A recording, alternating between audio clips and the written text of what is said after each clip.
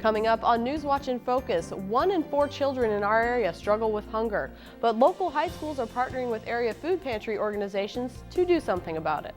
We'll talk to those involved with the project next. Stay tuned. Newswatch in Focus starts right now.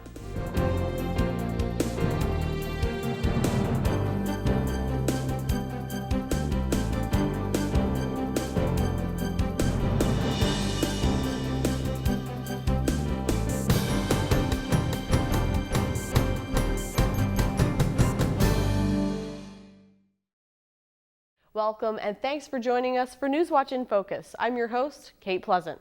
Our topic this week is the School Pantry program, an initiative developed by the Eastern Illinois Foodbank aimed at helping students who might not get enough to eat during the week. According to the food bank, school-based pantries are located on the grounds of a school and intended to provide a more readily accessible source of food assistance to low-income students and their families. In fiscal year 2010, 25 food banks operated over 400 school pantry program locations that served nearly 70,000 children nationwide.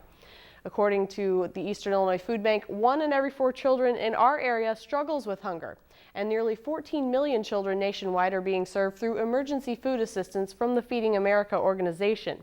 Area schools in the Mattoon and Charleston districts are teaming up with other local organizations to help students without enough to eat through the School Pantry program. We'll talk to a representative from the Eastern Illinois Foodbank in just a minute here in our studios, but first, here's more on the story from WEIU Newswatch. Area high schools are now participating in a program to alleviate childhood hunger. The School Pantry program is an initiative developed by the Eastern Illinois Foodbank to help students who didn't get enough food during the week. Mattoon High School is one of the schools taking part in the program and are partnered with Mattoon Salvation Army. Salvation Army case worker and outreach coordinator Michelle Magoon says through the high school program they're currently serving 12 kids twice a month, and they have funding to serve up to 20. But if more students come, they won't be turned away. They can come during their lunch period, get what they need, stick it in their locker, go back to lunch or their next class as if it never really had happened, and then they can just leave at the end of the day. Students are chosen by teachers who see needs such as fatigue or loss of focus. They are able to get the food without other students knowing they have a need. Other schools participating in the event are Charleston High School and Centennial High School in Champaign. Diane Hutchins, Charleston High School's principal, told me today that Charleston has had their pantry open 3 times now and has served 16 students. Hutchins says that's also equivalent to 67 people, as much of the food the students take home feeds their family too. Charleston's capacity is currently at 25 students. We'll be back with more in just a moment. Stay tuned. Wonder where we get our story inspirations from? Make sure to tune in to Newswatch every weeknight at 5:30 right here on WEIU to find out. Newswatch in Focus takes a local story from the week that was featured on Newswatch and goes more in depth. For more local news, weather, and sports, tune in to Newswatch every weeknight at 5:30. Welcome back to Newswatch in Focus. I'm joined now by Andrea Rundell, the Director of Programs for the Eastern Illinois Foodbank in Urbana. Happy to be here. Thank you for coming today. And first, do you want to tell us about the Eastern Illinois Foodbank for people that may not be familiar with your services? Be very happy to. The Eastern Illinois Foodbank, as a food bank, is a nonprofit organization, and our job is essentially to be a big warehouse. And we get food in as inexpensively as we can, working with the Feeding America network. So we get donated truckloads, or we can purchase food at really, really deep discounts so that we can get it to pantries and soup kitchens, and they can get people fed. We get the food to the food pantry, we get the soup to the soup kitchen. Okay, so what kind of an area does your organization serve? We cover 14 counties in Eastern Illinois, 8,072 square miles, kind of a strip right down the Illinois-Indiana border. Okay, and about how many people does that serve? We serve about 76,000 people per year right now through a variety of different programs. About 45 to 50,000 people per month right now are getting food through the food pantries that we serve. Another 150 to 200,000 meals are getting served through soup kitchens, through shelters, through senior feeding programs, through kids feeding programs, and all of them are supported in one way or another by the food that we get out to them. Okay, and where does the funding for the food bank come from? Like I said, we're a nonprofit, so our funding is substantially through individual donations. We also take corporate donations, we pursue grants, and we have a small stipend in order to be able to get USDA commodities out into our 14 counties as well. Okay, so let's talk about need. Obviously, there is a need for food in this area. Can you Need kind of is maybe huge. tell us about some of the need and the trends over the years here? Absolutely. Over the past 6, 7, 8 years, we've really been seeing growth in need. Even before the recession hit, we were seeing people who were having a hard time, just struggling, maybe being underemployed, not having enough of an income to be able to help support their families. With the recession, we saw those numbers absolutely explode.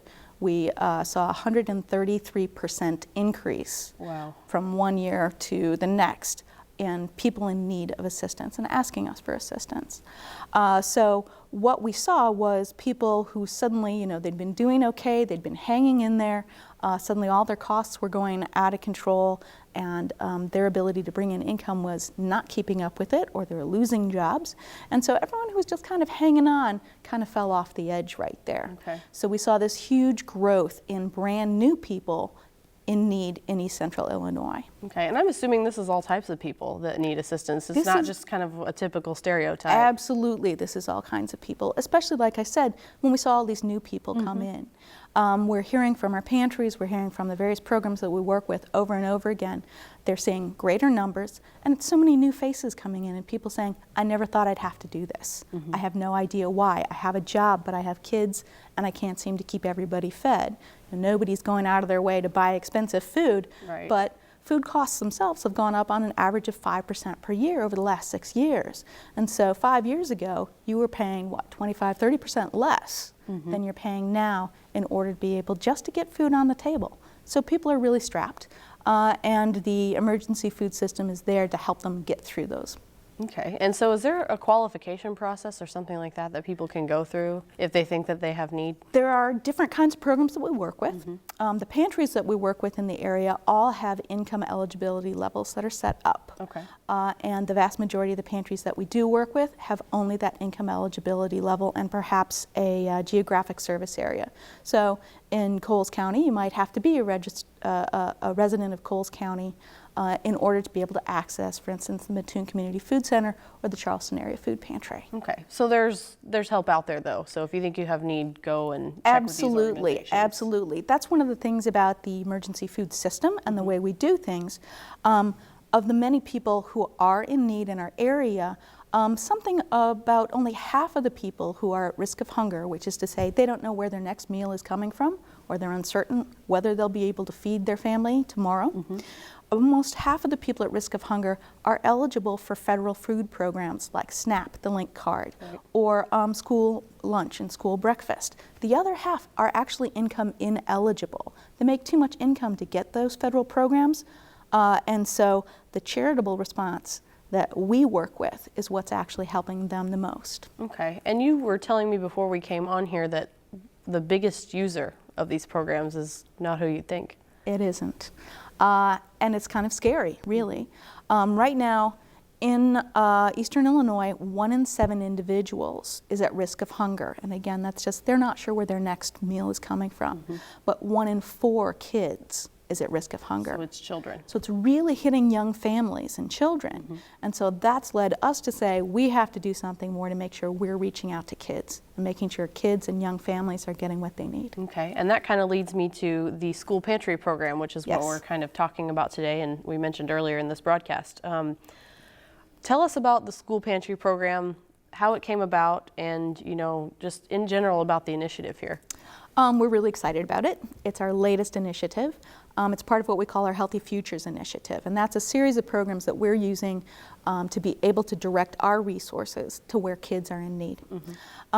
The School Pantry program particularly came about because we had started a different program called the Backpack program, Right. working primarily with grade school kids. Okay. Grade schoolers are very receptive to this program. Essentially, the school identifies kids at risk of hunger on the weekend.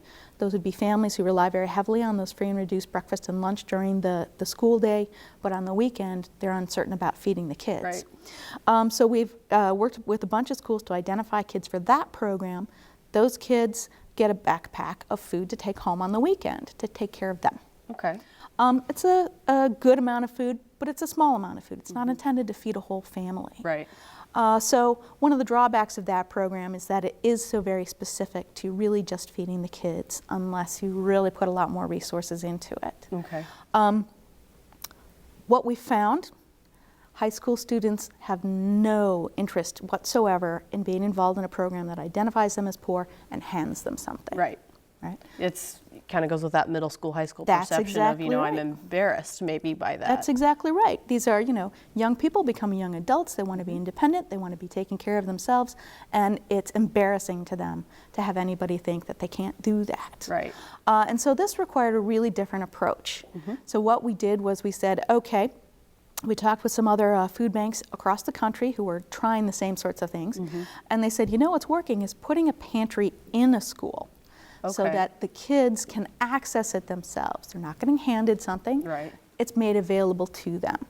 So there's that, and we also are running the pantries under what we call a choice system, which Okay. is it's up to the kids. One, it's up to them to come in, and it's also up to them to decide what they're getting. So they're not just getting handed something. They're being given a lot of options. High schoolers are perfectly capable of saying, I know what my family has at home. I know what my family will eat. I know what we need. Right? And so they're able to take on that responsibility themselves, maintain their dignity, and make sure that they're bringing something home to their families. Okay. And we've had just great response from the kids about it. So this isn't just feed yourself program, this is feeding their family. This is feeding a family, which is really what pantries do. And so even these pantries are based on household size.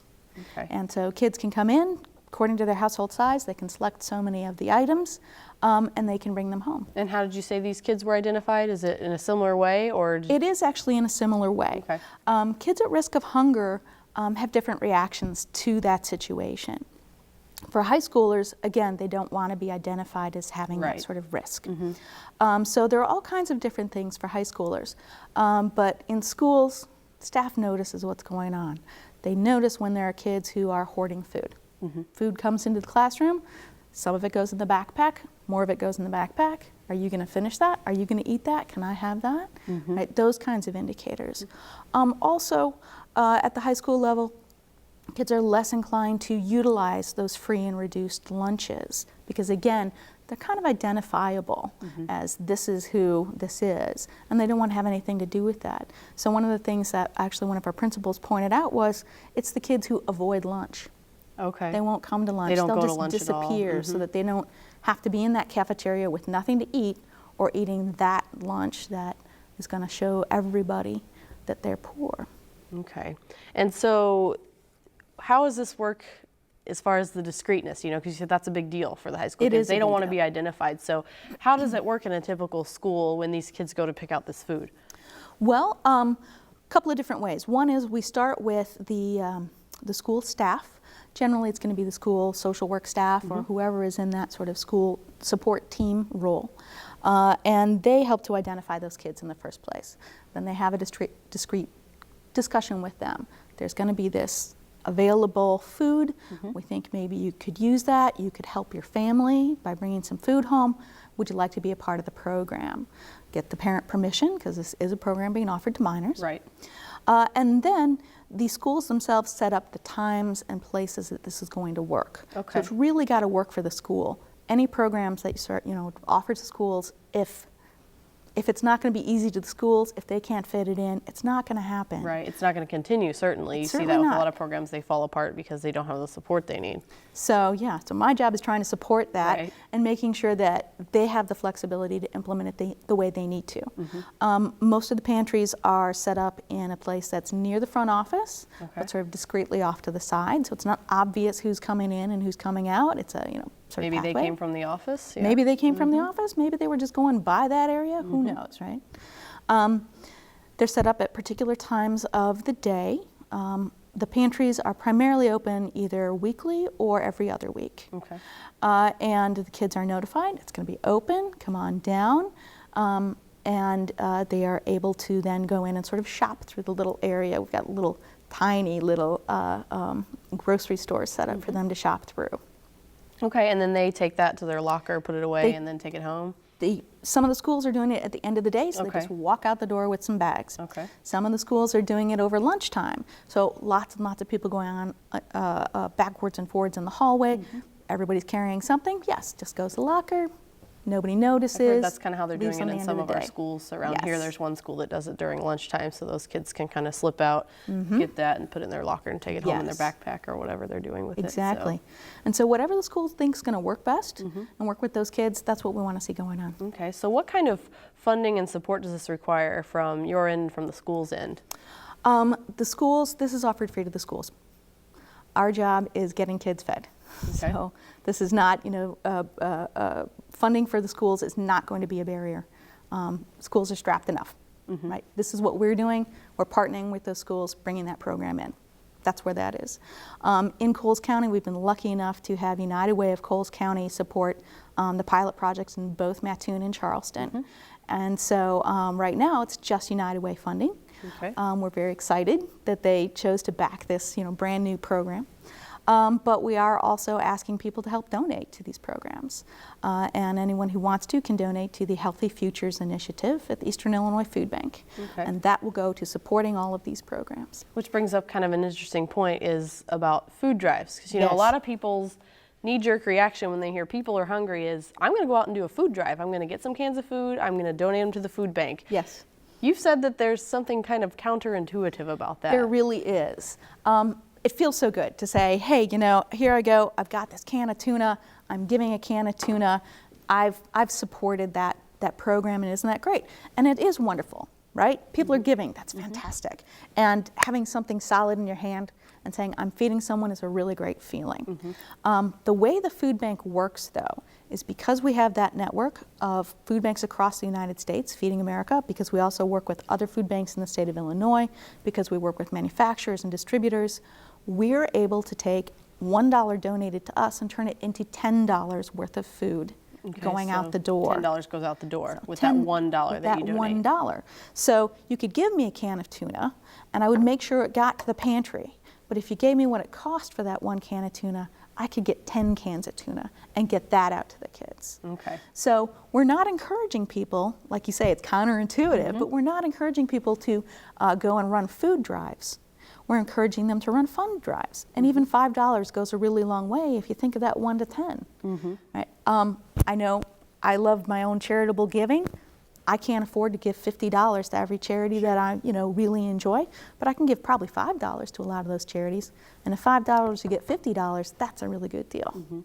So what kinds of things, when these kids are going into these school pantries and picking them out, what kinds of things are they getting? I know you brought some items along and kind of talked about that. I did.